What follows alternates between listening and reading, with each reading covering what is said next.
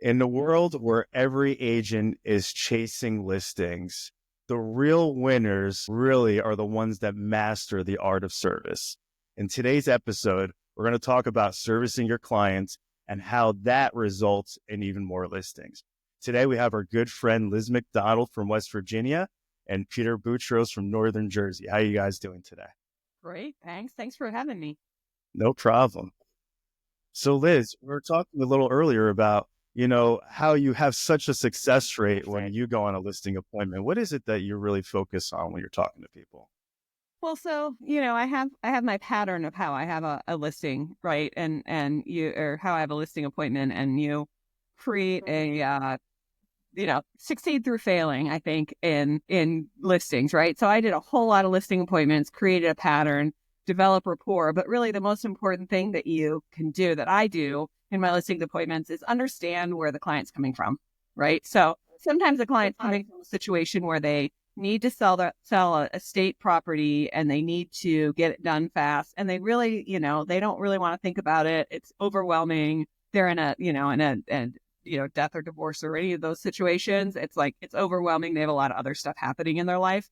So that's one thing, you handle that one way, right? But you have to understand what they really need. Other situations, you're dealing with somebody who's, just wanting to sell their house and move somewhere else. And what does that look like? And what are their needs? Sometimes those needs are to get the house prepped for sale. Sometimes they have a perfect house and they just want to get top dollar for it. But really understanding the client's desires and personalities, frankly, make a big difference. So you're saying you talk to your clients? Is that what you're saying, basically? It's pretty basic, right? Pretty basic. Forget about the whole selling the house part and actually figure out why they want to sell the house. Why and what, right? Like, who are they, right? I had a appointment last week, and I like to play sweep. So I actually said in this one, I knew that they were interviewing 3 different agents. And I said, I want to go last. When are you meeting your first one? When are you meeting your second one? So I set the third, the appointment at the end of the day. And I walked in. So I knew I was interviewing, and I walked in and started understanding their situation. And it was almost an estate situation, not quite. And they had a list of things they're supposed to do, right? Call and learn about the septic for themselves for this property they don't actually live in. Figure out how to get the house cleared out, get a power of attorney from the actual owner who's a family member. And my reaction was, well, can I help you with those things? Like, they literally had gotten the phone number for the health department in our area to get the septic results or the septic records. And I was like, my office literally does that every week. Can I go ahead and get those ordered for you? Oh, you do that? I have a person who does a lot of trash outs for us. He's pretty inexpensive. Why don't I go ahead and get a quote? When would be convenient for him to come over and give you a quote for just, getting rid of all the stuff you don't actually want? You would do that? We thought we had to call the moving companies and right? How about I reach out to an attorney, copy you on the email, and have them start a power of attorney for you? What? You can do that? Right? I was the third realtor they'd talked to, and it sounded like the one who was giving them solutions, right? Otherwise they'd just been given a bunch of homework. It was incredible. Now, there was nobody at that appointment able to actually sign that listing, right? Because the power of attorney had not been even created yet, and the person who owns the property is elsewhere. But I know I'll get that listing, right? I got the health department that was a Sunday listing appointment. So I got the health department ordered and it came back by Tuesday. That was incredible. Power of attorney, I copied her on an email on Monday morning, and that was created this week. We have an appointment tomorrow for the trash out guy to meet them there and walk through the property to get a quote, right? Like it took about maybe half an hour of extra work on my part, but I absolutely have that listing. It sounds like, Liz, you're going in there and focusing on them first before bragging about your success and talking about how many listings you've signed and how you're the number one in your market, which I know you are. But that's what a lot of people lead with, right? A lot of times, like I've gone through a similar scenario, and the seller had signed or was about to sign something through e-sign. I was like, why? They were like, oh, well, the agent just showed me a picture or showed me their magazine. They were on a magazine that there was a top producer. And I'm like, did they even walk you through any of the next steps? And it doesn't mean anything. Anybody can pay for a magazine to be on, right? But But just like you said, it's like we're in a problem solving business. We got to figure out what problems that they're facing so we can help them solve it and make it stress free for them. And it sounds like that's what you do to help get you more listings. Is that right? Well, yeah, absolutely. So what's the most stressful thing that someone's going to do in life?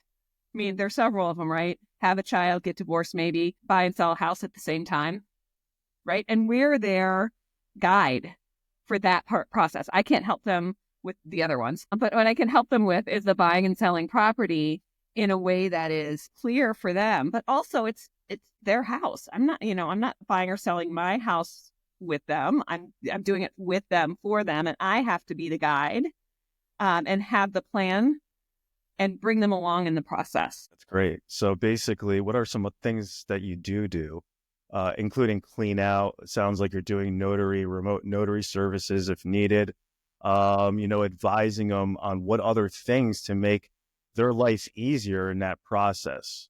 Well, I mean, here's the thing, right? Is I'm not doing any of those things. I'm helping them to get to the person who can help them with that. Got it. Right. So I'm not going and actually moving stuff out of their house. I'm also not usually, unless it's an extreme situation, I'm not usually even paying for any of that stuff.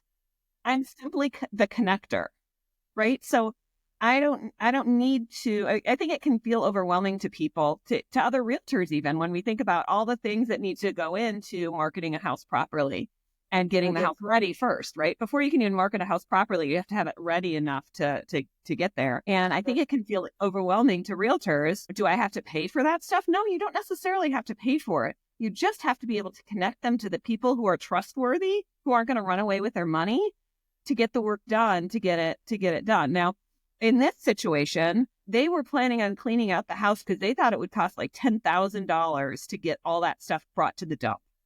I happen to know that it's going to cost probably under $2,000 in this situation. Just from experience, I know that. And so we might as well get a quote and figure that out. And so instead of them moving everything out of the house, taking it to the dump over weekends because they're from out of state, and it taking 3 to 4 months to get that property on the market, I'm going to get that property on the market within a month, maybe 6 weeks tops, because I can compress that time. And so that's another way you can get more listings and get more listings closed if you can compress the time it takes from first meeting to being able to actually get on the market. And Liz, like, are you doing anything special, like dropping off a package prior to the listing, a pre-listing package, or what do you do before the listing and after the listing to make sure that you secure the listings that you get? I don't do any of that fancy stuff, and I probably should. So like, I probably should do a pre-listing package, or I probably should send a video of myself before I go there. I don't do those things. I think that there are a few really novice things that are important. So when I was first starting out dressing, not wearing a hoodie sweatshirt in my market, like truly that stood out. Right. For a while, I don't, it's not my trademark anymore, but for a while I would just wear heels. And anything I'm wearing, if I'm wearing heels, dresses it up above anybody else who came out to meet them. So now I just, having dressed appropriately, it stands out. And tell me the question again, because I can't remember what you asked me. No, just pre-listing package and anything post-listing. Like, I know some people are sending flowers after listings, or I think or gift chocolate, brownies is popular going through, one of those services. Yeah. Anything like that. I don't do that. But, like if I was a better person and a better realtor, a better listing agent, I might do that. Stop playing. Liz, how many listings do you list a year? Like, I was going to say, you don't list anything. You're doing over 100 every year. Like, why would you change what's working? I working? can't even get to that. We can compete with our teams. Like you yourself. So come on. Well, but I've seen your stuff. It's pretty well organized, at least the presentation you have during the actual appointment, itself. And I think it's personally really honing on, the key elements of, we're going to get you the highest amount for your home in the shortest amount of time possible with the least amount of hassles. And literally in an appointment, I say it like that, like you're really emotional, like really with the least amount of hassles, because there are going to be hassles along the way. And we're there to help you facilitate that, right? And have you visually stand out amongst the rest. Well, and one of my favorite lines, Sharif, is listen, you guys, one of the most stressful things you can do in life is buy and sell a property at the same time, Sharif. So you guys be really nice to each other in this process. And they always laugh, right? Like you gotta just be really nice to each other. And they always laugh. And even just that, I get that it's stressful. I get them. I mean, Yeah. it creates a rapport. But I'm not doing all the fancy things. I'm not sending them brownies or strawberries or whatever. I'm not sending the pre-listing package. I'm following up. So I told them what I was going to do before I leave the appointment. I'm telling them what I'm going to do next, right? They can't sign in that situation. They couldn't sign the listing agreement. And so I told them these are the next 3 steps. I'm going to connect you to get a power of attorney. I'm going to work with my team to get somebody out there to quote this trash out. And I'm going to order your septic records, right? I'm going to do those things. And then the next morning they saw me do them. If it had been a business day, they would have seen me do it, an hour later. It's the same thing when I sign a listing agreement. So yesterday I was at a listing appointment. We signed the listing. I got all the paperwork. I said, okay, this is what's going to happen next. Next thing you're going to see, you're going to get a copy of all this paperwork via email on Monday morning when my listing coordinator gets back into the office. Then we're going to schedule photos. This is how you can expect to have photos scheduled. And then as we discussed, this is the timeline for getting on the market, right? That's almost the last thing that I talk about with them. So they know it. And then they can see me and they have a checklist in their mind. Is Liz doing the things she said she was going to do?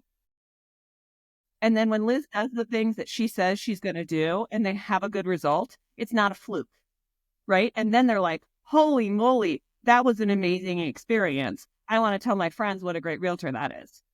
Because it wasn't just that it was a really strong market. It's that I saw Liz do what she said she was going to do because she told me what she was going to do really clearly. And you're right, Sharif, the listing presentation, being really clear about how you market properties helps, right? Because then you're telling them what you're going to do and then you're doing it. And so it helps to the have new ways you're getting homes sold for your clients, right? The new ways is something you should be projecting out to them so they understand that you're always innovating. But I wanted to go back to how you connect with your leads at that point, right? Your potential clients at the appointments. When you get them to laugh, is that something you shoot for at every appointment? No, this is serious because this came up in our team meeting, ironically, yesterday. And we had mentioned trying to get your clients to laugh. It builds a little bit more trust and more of a connection where they're more comfortable with you. Is that a goal that you have in your appointments? It's a great question. I'm not sure I've ever thought of it as a goal, but I think you're right that it creates that bond, right? So I think like diving on that, just maybe we should all be paying attention to see if we actually go for that, because I feel like I try to connect with them on some type of a level. Like either I know I'm connected with someone that even on a social media platform, or try to make them laugh, or yes, you went to the same high school or something at some type of a level where you can connect with them. So it's something a little bit more than just selling them. I think that's absolutely true. Rapport is about finding. I have a agent on my team who had a baby in NICU. She's not involved. The baby in NICU is now like 9 years old, but she volunteered in NICU for like 6 months afterwards, right? And they get really close, evidently, in NICU. It makes sense. And so she has that in her bio, and you would be shocked at how many people reach out and ask for her because her child was in the intensive care unit at the hospital when she was first born 9 years ago. Like you're absolutely right. It's that hook. Like, what can you relate to someone on, and how do you find it? And so for me, it's, where are they going? Why are they going there? What is that? What does that look like? But it's also, what kind of work do you do sometimes? And, other things that, what can I find that is a connection of some sort? Because people trust people that are kind of like them. So how do I be more like them? Exactly. I agree. I think humor overall does help break the ice, and also, like you guys said, it helps connect people together, and even finding something in common. I had a very difficult lead couple of weeks ago that was not wanting to talk to anybody. He spoke to a couple of members of my team, and they're VAs, so I guess he's got his guards up. He's like, the first question goes like, where do you live? And they didn't want to answer because they thought like that would turn them off. But when I picked up the phone, I was like, I'm in Fanewood, whatever, like the area that I'm in. Then he was like, do you work full time? How many days a week do you work? So I joked. I was like, I work 8 days a week. So he laughed. So he was like, so you're full time? I'm like, I'm double full time. So he laughed again. Sure. Yes, but that got me the appointment. And then throughout the conversation, like when I was there, it was almost 2.5 hours. I was there. I was like ready to leave, but I was building that rapport. But then, halfway through it, he was like, you know what, Peter? He was like, I feel like I'm talking to a bartender. I'm like, what do you mean? He was like, like when you go to the bar. Compliment. Yeah. He was like, when you go to the bar and you just spill everything out to the bartender when you're drinking, if you're having problems at home or whatever. He was like, that's how I feel talking to you. And I'm like, well, thank you. But I guess that worked, right? But like you said, Liz, like, you got to focus on building that conversation with them. And it's not like, do you want to sell your home? When do you want to sell by? And like, just sign the paperwork overall, because otherwise you're not going to build any type of relationship. And I found out that the guy did some engineering work. So that was my background before. So we connected on that level. But yeah, it's absolutely right. There you go. I think on the other hand, though, humor can be, you have to be careful with humor, right? And so sometimes people are, laugh and humorous out of nerves, and, that can backfire. And so I think that it's really developing that relationship. But I'm thinking back the last few listing appointments I was on, there was absolutely laughing happening at some point. Mm-hmm. Even in this almost estate situation is what I'll call it. We were laughing about the condition of the house, and not like nasty, but like, holy moly, and what does that look like? But you have to take their lead, right? Because if I had started laughing about the condition of their house on my own without having the rapport and the context for it, it would have been absolutely insulting, right? Like, you can't just do that. There has to be the rapport is really important to make now in your situation, you're, upfront talking about what, about working really hard, which he respected, right? What you gained there was not just like a laugh, but also a level of respect, which is really important. Yeah. And I think it's fair for people to ask if you're a part-time agent or a full-time agent. Now, as some of my most successful agents started out as dual career agents. We both did. Wow. I just wasn't paying my gas bill when I started out, so it was similar, but just different. So anyway, I think that's important too. Nice. So when it comes down to it, I think what you're saying is you got to go on a different level and not just talk to people about the selling process. You got to actually talk to them about what their motivations are and what their expectations are, right? Like, what's important to them during that time period that you have with them to figure out how you can service them. Is that ultimately your goal, Liz? Well, what's the most important thing to them? Absolutely, right? What's the most, what's going to help them the most get to where they want to go? And I just think that's always going to be the most important thing that's the most important thing to them. They don't care that I have all the awards and, am really good at what I do. What they care about is how does that interact with them? And what does that mean to them? And so I don't even say I'm going to now do my listing presentation, because they don't care about my listing presentation. What I say is, do you want to hear a little bit about how I'm going to market your house? Well, yeah, I do want to hear about how we're going to market my house. That would be wonderful, right? Then I go into, look, this is who I am, a little bit about who I am and my background and my, what I'm good at. And here's how we're going to market your house. And here are some of the cutting edge things that we can do to market your house. But it starts with, why do they care? Well, they care because they want to know how I'm going to market their house. They don't care that I'm number one anything. Right. You made it personal about them, basically. It's what they want. I mean, if you're listening more than you're actually talking during the appointment, you're winning that appointment. And that's really the goal, is just ask those right questions to figure out what they're looking for, just so you can service them in the correct way. Well, and Sharif, I think it sounds so obvious, right? when we say it that way. Like, obviously you should know what your client wants and figure out how you can help them. But I think that maybe it's nerves, or maybe it's, lack of failing enough. I've failed enough times that I now have a level of comfort. I'm not so worried about what they think of me.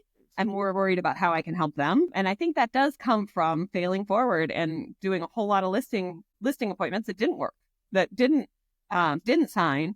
And now, I can close at a high rate because I am less worried about, them looking at me. It's more about helping them. Yeah. I mean, I think it's important. What do you think, Peter?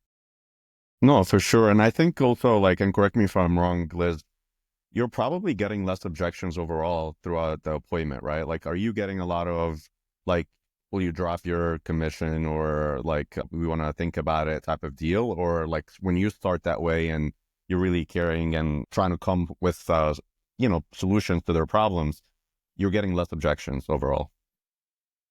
So, but I'm also hitting their objections in advance. So, Peter, I know you don't want to list. We just talked about this. You don't want to list for 3 months, right? You're just not interested in listing. Whatever, your job isn't moving you for 3 months, so you don't want to list yet.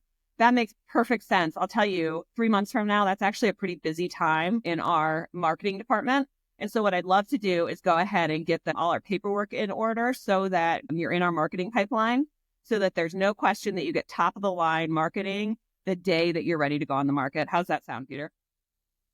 Fantastic. So then it's not, well, we need to think about it, we need to dream about it, we need to whatever. It's okay, let's go ahead and move forward. And my marketing, and it's true, right? My marketing team can put a certain number of listings out well and put them in all the places and do all the things. There comes a time when you get a certain number of listings going and something can fall through the cracks. Now, it doesn't very often, but I want them in my listing plan. So I was just talking to one of my marketing people, and I said, did you see this second week of March? We have a lot coming on the market. She was like, yeah, I'm kind of concerned about being able to get a da-da-da-da. I said, what can you do to jump on that now? So she's actually front end loading a whole bunch of marketing that we know is coming the second week of March because I've done this. So she knows what's coming. And it actually makes my staff a lot happier to not have as many, surprises. It allows us to plan for it and do a better job. We do something similar. We also tell them we need to have some type of established, agency relationships so we can do some soft marketing for you prior to even coming soon, which is us speaking freely with the agents in the market, getting feedback about pricing, about different factors about your property, so we know that we're at the right point once we hit the market. And love that. But I love the rebuttals that you just said, though, Liz. What else are you encountering? Common, rebuttals, obviously, not ready to list. I have a few months out, but what else are you encountering, and how are you actually, counteracting that? I mean, I also get the, can you give me a discount? I don't want to spend that much. This guy over here can get me, could do it cheaper or whatever. And usually by the time that's actually coming up, I know that they already had a different offer, a different commission talked about with someone else. Now I'll tell you, the value that I've already shown by the time we get to commission conversation usually takes care of that for me, right? But they just know they're going to get more support from me. However, I've also, in the how am I going to market your property, talked about what my results are, list to sold price on average last year. If I beat the days on market compared to the market, then I'm talking about that. If there are other statistics that I can show them where I'm better than the market, then I can defend my value differently. And then it's up to them, right? I have a marketing menu. There are different levels of marketing and they cost me different amounts. And so I'm perfectly happy if they want to go with a basic level of marketing, they could absolutely do that. And that's no skin on. It's their choice. I'm not trying to upsell them. And in fact, often I say, you know what, this premier marketing doesn't make sense for you in your situation. And so I need to kind of talk them off of that and come to a different, and so I might be more expensive than a particular person that they have spoken with, a particular agent they have spoken with, but they can see where that value is. And so I'm almost not getting the objections as much, Sharif, because I'm working through the objection before I get it. Does that make sense? Totally. One last thing I want to touch on really quick, like after the appointment goes live, how are you servicing your listings from start to finish? And what happens if it does stay on the market more than expected? So communication is, as we all know, the number one complaint that people have about realtors. And often it's because we haven't systematized it in our office. So I'm actually calling every one of our listings on Tuesday or Wednesday. It depends on the year. I'm going with Wednesdays this year. And so I'm explaining kind of where we are in the process, and I can do that verbally pretty quickly. And you do that yourself or your staff does it? So on Wow. Tuesday, my listing coordinator sends out a report, and my listing coordinator actually compiles all the feedback we've gotten. She's going to call out and see if we can get any more feedback. If there's feedback we haven't gotten, sends that out Wednesday. I call to discuss it. On Tuesday, she's gonna foreshadow what it is, right? So she might say, "Hey, this is the feedback we're getting from the showings. When you talk to Liz tomorrow, you may want to think about a price adjustment, right? Or when you talk to Liz tomorrow, she's going to have some more input on X, Y, or Z." So I'm already teed up to have that conversation, and they've talked about it before I got there. And that seems to work really well for me. But Yeah, I remember we were masterminding about that at one time, and you called it the two-touch system, right? You have an admin reach out earlier in the week, and then they're kicking off, basically teeing up your call with them or meeting with them, whatever it's going to be. But with that being said, Liz, your team, how's it structured? I mean, you have transaction coordinator, you have marketing. It's obviously something that you're selling to your clients to make their lives easier and the process easier. So how's it really structured with you? I have a listing coordinator who works really closely with me and actually with my listing agents on my team to make sure that all the things that need to happen for a listing are activated in the right manner. And she's working with our marketing person to make sure that everything gets pushed out to the right places. Now, I mentioned that I have different levels of marketing that I can do. And so for each of those, we need to make sure that we're providing the level of marketing that we've promised, right? So our marketing person does that as well. And then I have a transaction coordinator. So once it goes under contract, she gets it from contract to settlement. And she just makes sure that, and I tell people, she makes sure I's are dotted, T's are crossed, and the inspections are ordered at the right time. There was a period of time when it was really hard to get an appraiser to show up on time. So she was harassing appraisers in a lovely way to get them out. And so, I have a skilled team, which is nice, but I didn't always have a skilled team, right? I was doing this myself and just trying to keep it together. And the way I learned the two-touch system is I learned that people weren't getting, if I didn't have anything to say, I wasn't calling them, right? Because we're realtors, we're busy. And if you don't have anything to say because, nothing was happening or there was a snowstorm last weekend or whatever, we're not talking to people. They're not hearing from us. If they're not hearing from us, they think we're not thinking about their property. We're not. So really, it's great. It's a great system. Saying, I got nothing to report. It snowed last weekend, so we had 0 showings. So, better luck this weekend. It means a lot. Communication is key, right? Communication. I mean, that's probably one of the biggest things that I'm also selling in a listing appointment is communication. And I tell them, like, the same line every time. You see, my phone is vibrating. I'm sure you can hear it under the table right now. At this point, one of our staff members are actually addressing that concern, or if there is a concern, they're recording it. They're following up in tasks. They're setting up times for me to follow up with them because I'm dedicating my time with you right now. So I think it's important to let them know that there is that communication that's ongoing, and it's not only you. It's almost impossible to be at that level doing it only on your own. Is that not correct? I think so. I think I don't know how I would live without the people who help me do what I do. And the team is really important because I'm not the best. I'm really great at negotiating. I'm really great at pricing things in the market, but I'm not the best, graphic designer by any means, right? So you don't want me doing that. You don't want me photographing your house or whatever that is. But one thing you said, which I think is really important, you are committing time to them, to that client in person, and you're not checking your phone, right? And I think it's really important. And I think we downplay what a big difference that makes. Like, for instance, I have a watch. It's like a cheap Walmart. I think this was like a $15 or $20 watch from Walmart. And it doesn't have text on it. And the reason it doesn't have text on it is because I want to be able to check my time. Like, if I feel like I'm running out of time, I can check this and you all know I probably need to go. but you don't feel like I'm seeing if there's something else more important going on. Yep. I totally So agree. I mean, I had an Apple One watch, and that's the only Apple watch I've ever had. I never bought anything since it. I stopped wearing that watch, and it was because of that reason, Liz. I mean, 'cause people thought I'm at somewhere else to be, but I'm really just checking a message, and it's distractive, right? and frankly, it's disrespectful, right? Yes. It is. I think it's disrespectful to be looking at other people's messages while you're in an appointment. And so I actually set that up in my listing appointment. I say, you'll notice that I haven't checked my phone the whole time we've been here. And so if something comes up and you need an immediate response, now I may be in an appointment and not able to respond. So see what I've done there? I've just pointed out that they were my number one priority. And then I've said, and if you need something right away, I have my team in the office ready to answer your question, 9 to 5 every day. So it's really straightforward for them they now know, okay, Liz may not answer my call every time, but she's probably not the one who needs to respond to the question anyway. That's great. That's very powerful. And again, it's like, one of the powers to having a team overall. And, even for those that don't have teams, or if they have like a listing coordinator or an admin, definitely leverage that. But it's hard, like, especially at your level, Liz, like you can't do that much by yourself. And like you said, you probably don't want to do everything by yourself, because it wouldn't be the best out. I mean, I don't want to do everything myself, but I'll tell you, I did.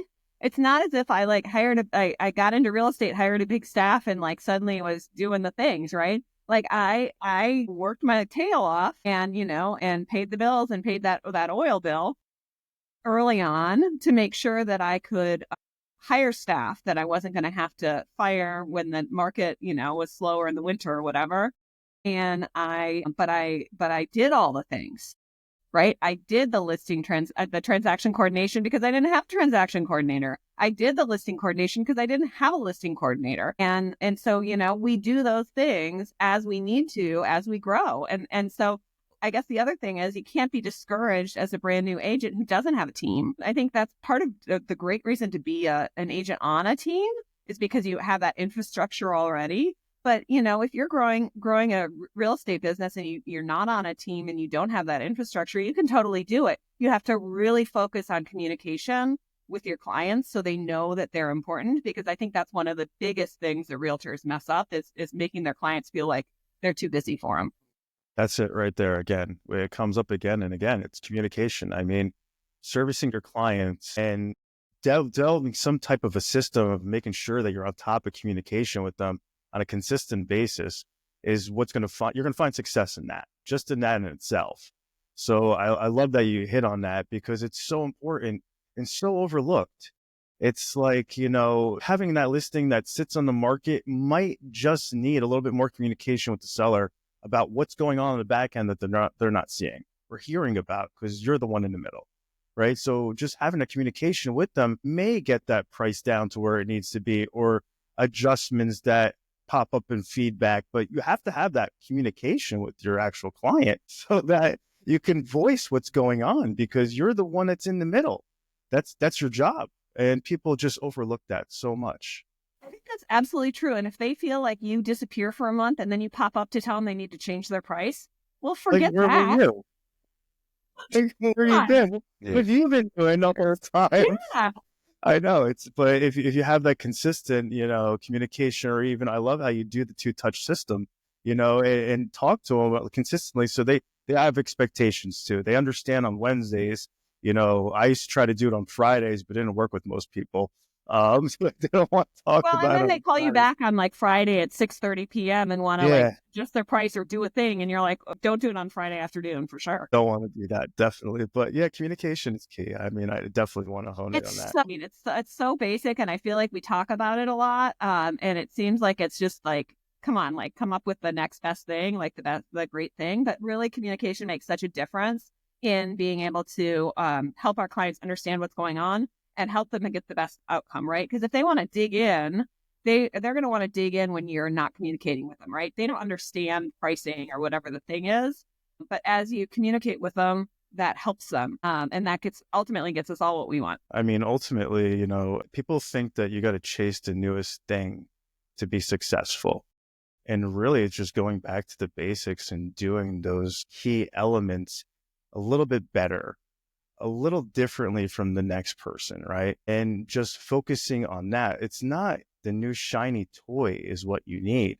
It's really figuring out what your niche is, like we spoke about, right? How to apply that to better service your clients. Peter, I mean, wouldn't you agree with that? No, 100%. It's, a lot of times we go in an appointment and just brag about how good of a service that we do, but then we just stop, or other realtors will stop. And then this is the worst thing anybody can do, because, like everybody said here, it's like you have to talk about price adjustment, or the seller may just like cancel the listing without telling you a reason. And that's the main reason why, because there was no communication. But if you're keeping them updated overall and giving them feedback, hey, this is what people are saying. It's not me, but this is what buyers that are coming through telling us what needs to be done. They're either saying something about price, or maybe the rooms are too small, or maybe we need to declutter a little bit. Like, I know there are some rooms that could show a lot better, and we just have to move some stuff to the garage. That's all you have to do. Like, sometimes it's that simple. But that's why communication is really important. And at the end of the day, we tell them, like, it's also part of my presentation is, nobody can really determine the price, because that's usually a common topic that comes up after the house goes on the market. I tell them ahead of time, I can tell you what the house is going to sell for. Nobody can tell you. If somebody's telling you this is what they can sell it for, they're lying to you. But the buyer is the one that's going to tell us what it's worth. Like, nobody can say otherwise. And that's my job, is to get it in front of as many people as possible, so we can get you multiple offers that will get you the best price possible. And Peter, what I'd say, the other thing you just said about that is having that conversation. I find that the 2-touch system works well for me, partly because sometimes they're going to screen my call, but most people, even though they know they should be reading these reports that my listing coordinator is sending out, they're not reading those. So they need me to say what they say, because they can read them. And if I'm expecting them to read them and do homework, again, it's like giving your client homework again. It doesn't benefit me. So I need to make sure that they know what's the information that's in those reports too. Definitely. That's awesome. Well, thank you, Liz, for joining today. Talking about servicing, communication, how to really, project what you're supposed to be doing with your clients, and how that's actually made you successful. I know you service most of West Virginia. Is that not correct?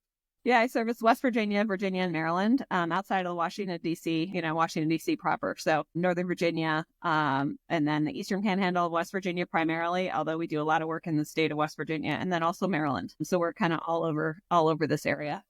So the DMV area, is that, you're not doing that's Delaware? What they call it. Yeah, we're kind of outside of that. Yeah, exactly. We're the outer ring suburbs. We serve the outer ring suburbs of Washington, D.C. Nice. And if somebody were to want to, refer you business or get in touch with you, where could they find you online?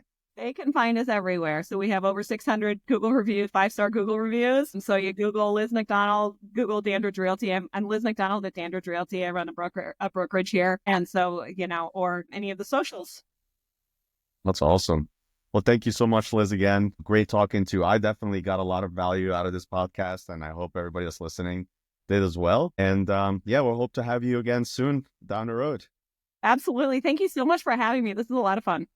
Nice. Thank and you. If you guys enjoy this content, I want to see more, please like and subscribe below. All right, guys. Have a great day. Thanks, guys.